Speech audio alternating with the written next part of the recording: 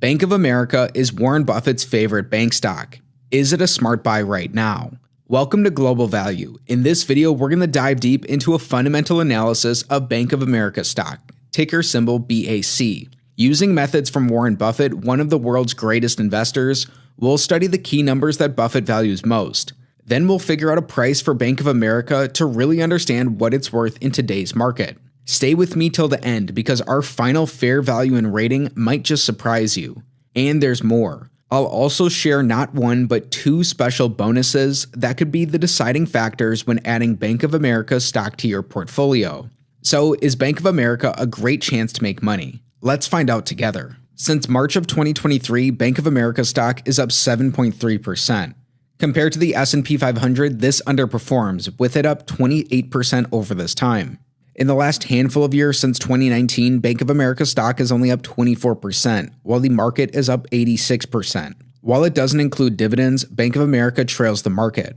Now, when comparing Bank of America to its competitors, Wells Fargo, JP Morgan Chase, and Citigroup, we can see that the entire sector has lagged the S&P 500. JP Morgan Chase is the best performer, increasing 84% in the last 5 years.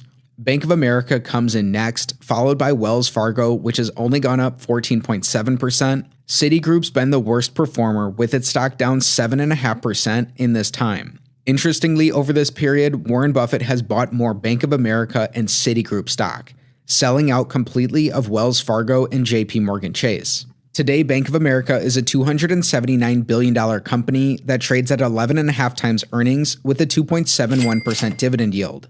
Bank of America trades at its 52-week high. This is still down from its recent peak back in 2022, yet that is still down from its all-time high which it reached prior to the global financial crisis. In the past year, Bank of America stock is up $11. Bank of America is one of the largest financial institutions in the United States, with more than $2.5 trillion in assets. It's organized into 4 major segments: consumer banking, global wealth and investment management, global banking, and global markets. Bank of America's consumer-facing lines of business include its network of branches and deposit-gathering operations, retail lending products, credit and debit cards, and small business services. The company's Merrill Lynch operations provide brokerage and wealth management services, as does its private bank. Wholesale lines of business include investment banking, corporate and commercial real estate lending, and capital market operations. Bank of America has operations in several countries, but it's primarily US focused. That's a big difference from its peers. The company was founded in 1784 and is headquartered in Charlotte, North Carolina. Bank of America is owned by 14 different super investors, with the late great Charlie Munger, Warren Buffett's business partner, having the biggest percentage of his daily journal portfolio in the company. Other well-known super investors, including Li Lu, the Chinese Warren Buffett, Guy Spier, and Warren Buffett himself, have over 10% positions in the business. Bank of America is Warren Buffett's second largest position at 10% of his portfolio. Today, he owns nearly 13% of the business. Buffett's investment in Bank of America is unique. He famously had the idea while he was taking a bubble bath, first buying preferred shares of the company, which were then converted in 2017 into its common shares. Since then, he's bought more Bank of America stock in a few different quarters. The company has come a long way since the global financial crisis, with Buffett publicly praising its CEO, Brian Moynihan. In fact, Moynihan was the person who brought Warren Buffett the deal for Occidental to acquire Anadarko Petroleum back in 2019. Also curious to see, Buffett had a small position in the company prior to the global financial crisis, which subsequently went downhill and was a big loser. Now with this understanding, let's dive deep into the numbers that Warren Buffett cares about. We're using the 10 Towers Bank analysis. This step-by-step checklist-style approach reverse engineers how Warren Buffett would look at a company's numbers. It gives you one of the best shots of finding undervalued high-quality bank stocks that can beat the market and make you a lot of money in the process. First, we want Bank of America's average PE ratio to be below the industry's average of 12.5 times.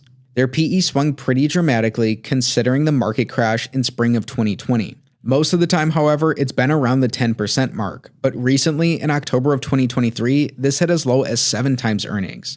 Since then, their stock has rebounded, and today, Bank of America trades at exactly 11.5 times earnings. This comes in slightly below Bank's historical average. It's a check on tower number 1. Next, we want their average return on equity to be above 9%. This can help us figure out if Bank of America will outperform in the long run. While this did dip to under 7% in 2020, in the rest of these years, it's been pretty stable and it's been above average. Though it is on a downtrend since it's rebounded in 2021, that's something you want to watch out for. Still, Bank of America averages 9.7% return on equity in the last 5 years. It's another check.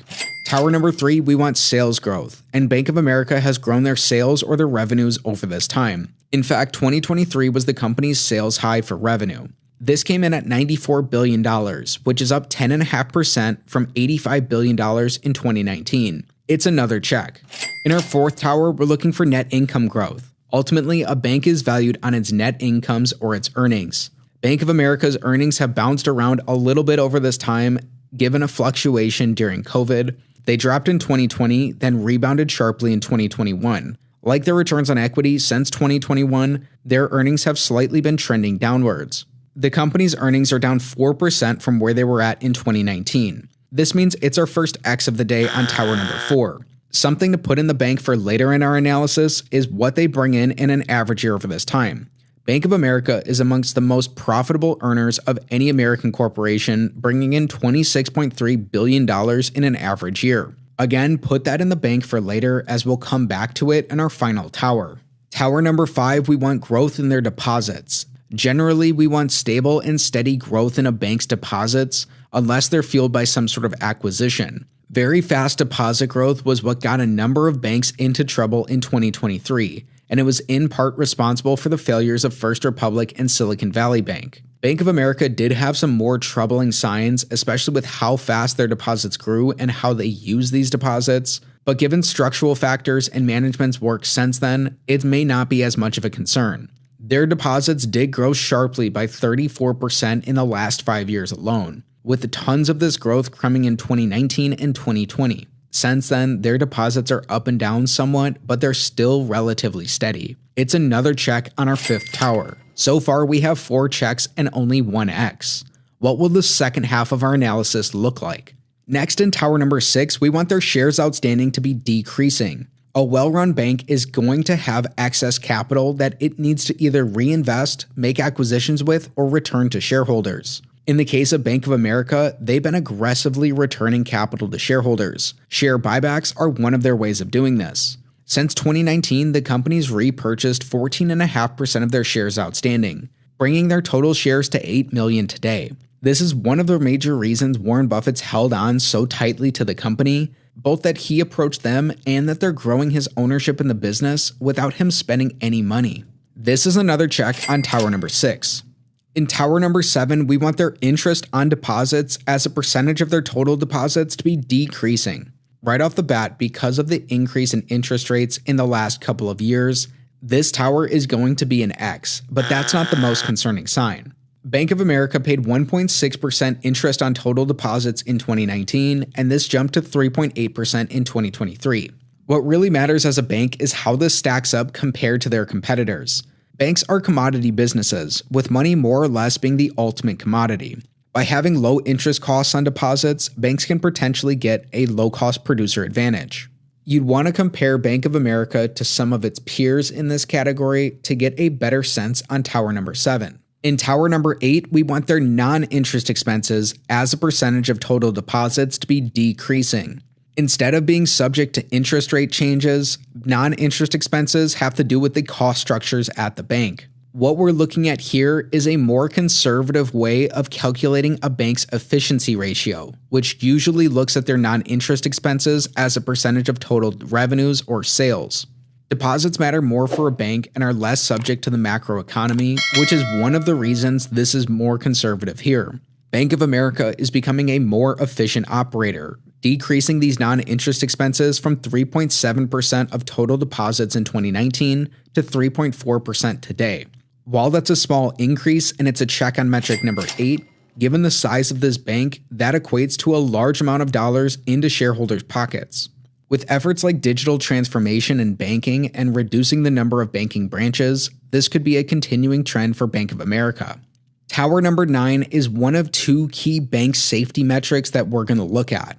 We want their institutional deposits as a percentage of their total deposits to be decreasing and ideally as close to zero as possible. In 2019, 3.7% of their total deposits were from other institutions.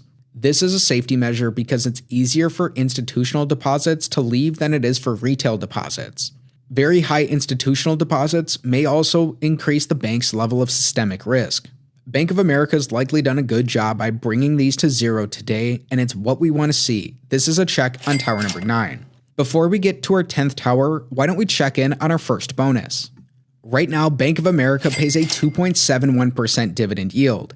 As our bonus, we want their dividends to be supported by their earnings. That's what really matters for a bank. Not only has Bank of America grown their dividends per share payments in each of the last 5 years, they have grown their earnings on average over this time. The company's dividend payout ratio has grown, but it's still in a relatively safe range. This is exactly what we want to see, and it's a huge check on our first bonus. Bank of America supports their dividends, and these may continue to grow into the future. That's even more money in the pockets of shareholders.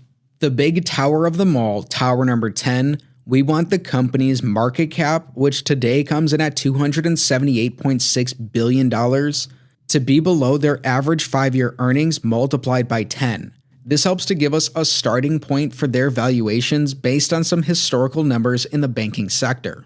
We learned way back in metric number 4 that Bank of America brings in $26.3 billion in an average year over this time. When that's multiplied by 10, it comes out to $263 billion in total earnings.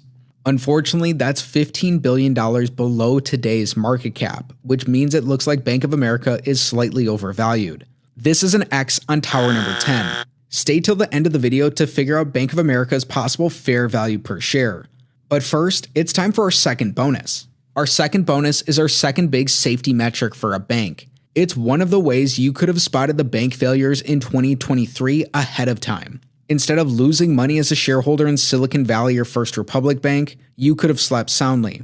Here we want Bank of America's 10-year median returns on equity to be above their 10-year compounded annual growth rate in their assets. Assets growing faster than returns is perhaps one of the main things you want to avoid in investing, as it can signal that the company is less efficient using their capital. Fortunately for Bank of America shareholders, this is the case, as their median 10-year returns on equity come in at 8.1%, while the company's asset growth has a CAGR of 4.3%. In a business like banking with an inverted balance sheet, it's a huge warning sign if assets are growing faster than their returns. Today, Guru Focus gives Bank of America a fair value of $39 per share, meaning it's around 9% undervalued. Other valuations come in on either side of that value. Bank of America has a median price to sales value of $36 per share and a gram number of $41 per share.